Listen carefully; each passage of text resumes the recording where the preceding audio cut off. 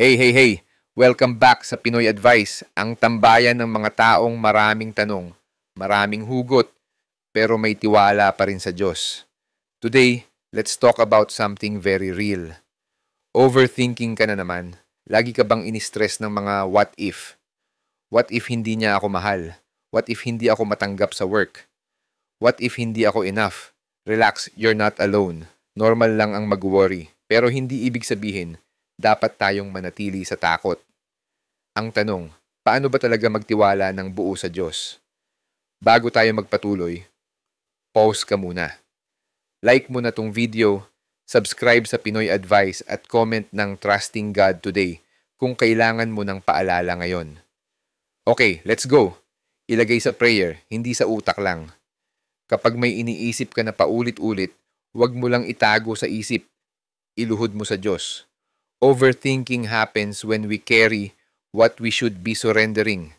Ang sabi sa Philippians 4:6, do not be anxious about anything, but in every situation, by prayer and petition, present your requests to God. Tiwala, hindi timeline. Minsan, gusto natin sagutin agad ni Lord ang dasal. Ngayon na, bukas na.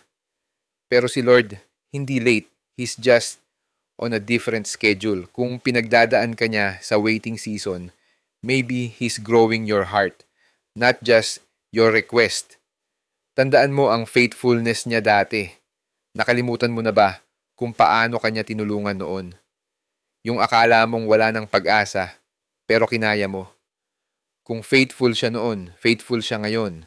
Ang problema sa overthinking, nakakalimutan natin ang mga blessings. Speak life over fear. Every time na may negative thought ka, baka mag-fail ako, baka iwan niya ako, palitan mo ng salitang buhay. God is with me. God has a plan. I don't need to be afraid. Speak it, believe it, live it. Sabi sa Proverbs 3:5-6, trust in the Lord with all your heart and lean not on your own understanding. Hindi mo kailangang intindihin lahat. Kailangan mo lang magtiwala sa Diyos na may hawak ng lahat.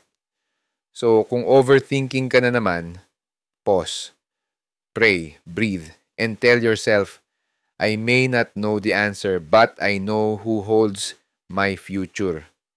Kung relate ka, like, subscribe, at i-comment mo, I'm choosing to trust. At share mo to sa friend mong nag-o-overthink din. This has been Pinoy Advice reminding you, your thoughts may be loud, but God's peace is louder. Trust Him fully.